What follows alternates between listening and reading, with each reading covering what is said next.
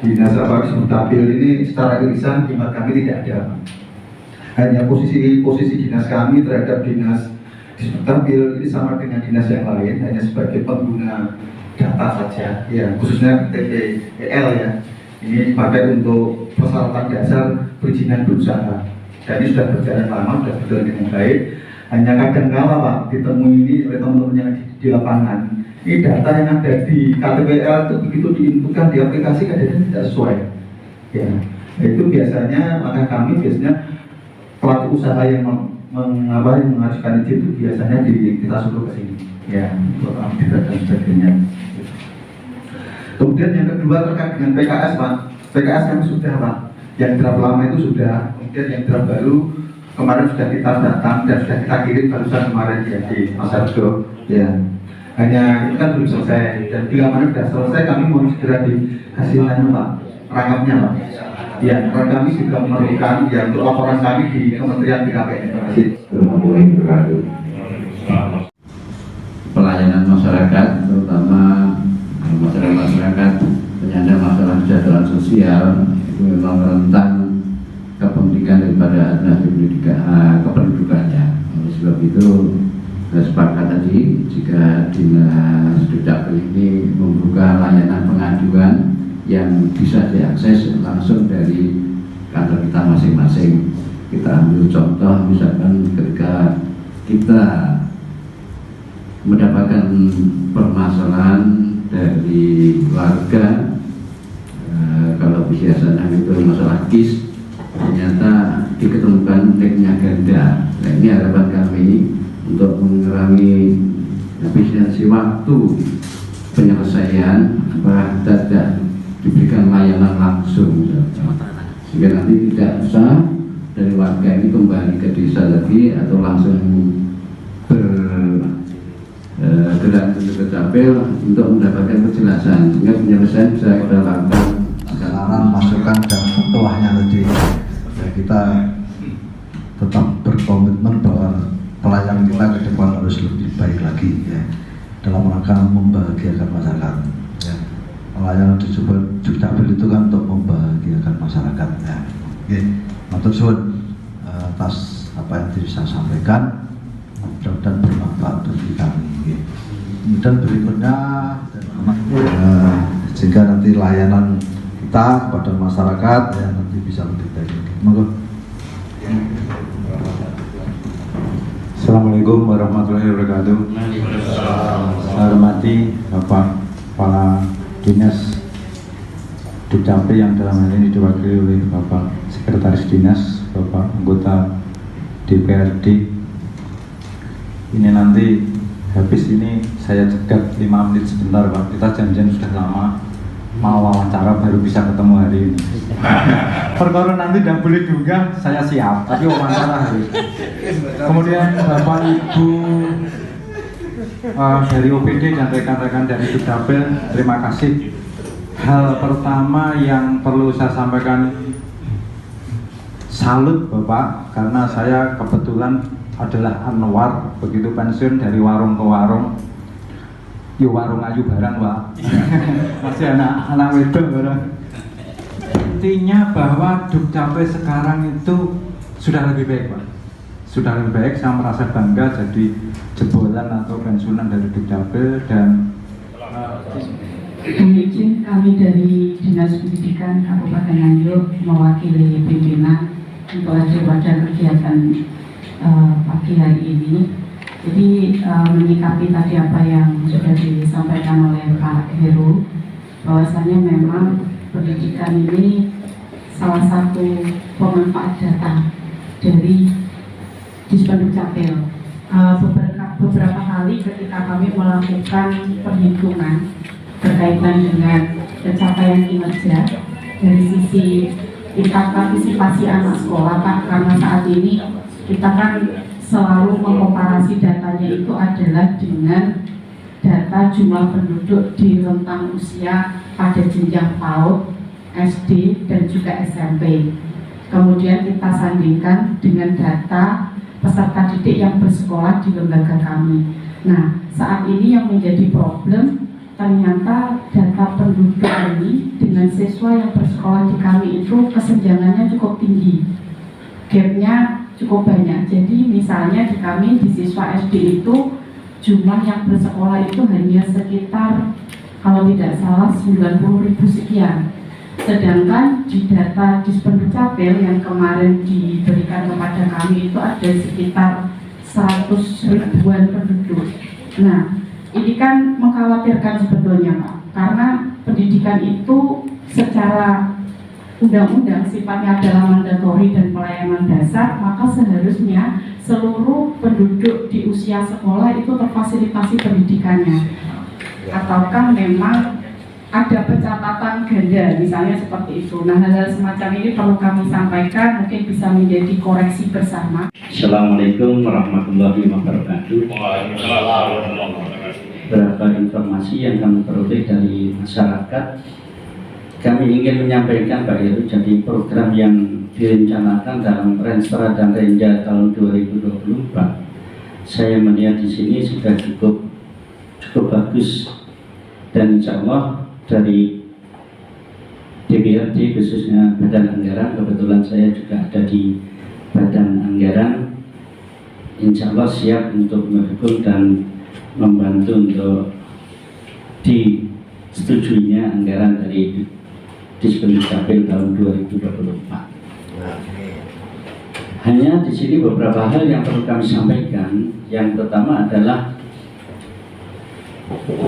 data yang diterbitkan oleh Dukcapil itu benar-benar real dalam rangka ya untuk perencanaan pembangunan di Kabupaten Nganjuk. Mengapa saya katakan demikian? Sinkroni data antara Kominfo dan Dispendukcapil ini ternyata masih ada kesenjangan. Nah, kesenjangan inilah dikala OPD memerlukan data baik Dinsos, pendidikan, kemudian OPD yang lain, ini terjadi diterapkan di desa tidak pas. Yang namanya mampu, tidak mampu, sedang, ini benar-benar menjadi polemik yang berkepanjangan, belum tertuntaskan sampai saat ini. Nah, oleh karenanya harapan kami sinkronisasi data dari hasil penelitian maupun dari hasil turbanya Dukcapil maupun Dinas Kominfo ini ya ada keserasian data yang diberikan ke masyarakat, sehingga Dinsos dikala memberikan bantuan itu tidak melempar ini data dari Dukcapil, ini data dari Kominfo, ini data dari desa. Ada acuan yang pasti dari mana dinas ini mengambil data untuk memberikan bantuan kepada masyarakat. Dari hasil penelitian itu pula, data yang diperoleh saya berharap karena tahun ini sudah tahun politik Pak, otomatis pendataan usia untuk pemilih pemula ini mohon untuk dapat lebih direalkan lagi, sehingga jangan sampai adik-adik kita yang muda-muda ini yang masih punya semangat baru untuk bisa menyalurkan aspirasi dalam pemilu 2024 ini jangan sampai ada yang tertinggal, sehingga mereka benar-benar bisa memanfaatkan suara itu pada saat pemilihan umum di tahun 2024 nanti. Saya yakin dan pasti insya Allah Dukcapil mungkin lebih cermat karena data ini lebih digunakan secara nasional untuk pelaksanaan pemilihan umum di tahun 2024. Yang ketiga, indikator kinerja Dukcapil sudah cukup bagus, sudah baik, dari kepuasan masyarakat juga sudah cukup baik. Ya, permasalahan-permasalahan kecil yang menjadi catatan masyarakat, harapan kami direspon secara positif oleh Dukcapil sehingga bisa ditindaklanjuti agar masyarakat benar-benar bisa memanfaatkan data dari Dukcapil ini valid dan bisa dipertanggungjawabkan. Kemudian juga kami menyampaikan dalam peningkatan layanan. Saya melihat anggarannya cukup ya hampir 0,5 miliar ya. Ini sudah saya melihat rinciannya lebih bagus. Harapan ini yang kami harapkan bisa meningkatkan layanan kepada masyarakat. Apapun kebutuhan masyarakat, saya minta untuk bisa dilayani secara baik sehingga masyarakat itu mendapatkan satu layanan, ada kepuasan terkait dengan kependudukan ini. Nah, maka dari itu melalui Pak Heru yang memimpin rapat pada siang hari ini, saya menyampaikan bahwasanya anggaran untuk pelayanan kepada masyarakat ini cukup lumayan besar, dan ini dimanfaatkan sebaik-baiknya. Mudah-mudahan nanti di sidang anggaran kami bisa bantu Pak terkait dengan perencanaan baik itu Renja di tahun 2024 agar Dispenduk Dapil dapat melaksanakan tugas dengan sebaik-baiknya. Saya kira itu beberapa hal yang kami sampaikan. Mohon maaf dan kami akhiri. Ihdinas shiratal mustaqim. Assalamualaikum warahmatullahi wabarakatuh. Jadi masukan-masukannya, saran-sarannya akan kita tidak lanjuti Pak, terkait dengan sinkronisasi data. Nanti coba kita ke pusat ya, bagaimana supaya data itu bisa sinkron antara data di sistem dengan data di lapangan, data di lapangan itu.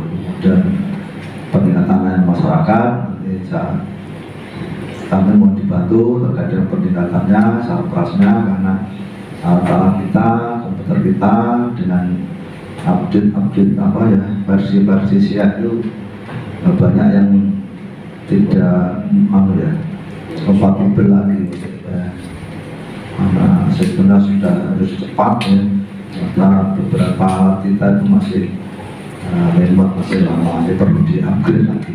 Kemudian juga kegiatan-kegiatan nanti ke lapangan kita akan lebih banyak Pak, langsung jemput bola ya, ke desa-desa, nanti kita bawa alatnya sehingga kalau bisa diselesaikan di hari itu juga kita selesaikan, karena semuanya kan sudah pakai sistem tanda tangan, juga sudah pakai DTE, sehingga tidak ada kesulitan sebenarnya selama nanti ini terpenuhi ya. Terima kasih Pak Ketua yang nanti kita perhatikan. Kemudian berikutnya yang terakhir, menyampaikan apa yang disampaikan oleh OPD lain, karena selisih angka atau selisih data antara OPD dengan dari Dinas Kependudukan. Mungkin memang banyak permasalahan yang untuk pemadanan data itu, salah satunya yaitu orang yang tidak melaporkan kematian. Itu salah satu permasalahan. Orang yang tidak melakukan proses perpindahan, orang yang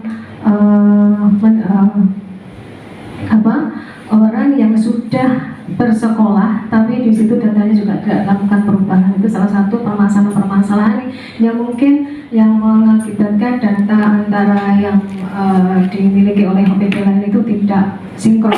Salah satunya itu mungkin dari jumlah pendidikan ya Pak, dari distrik tadi selisihnya terlalu banyak. Mungkin memang dari yang sudah selesai sekolah itu tidak segera dilaporkan.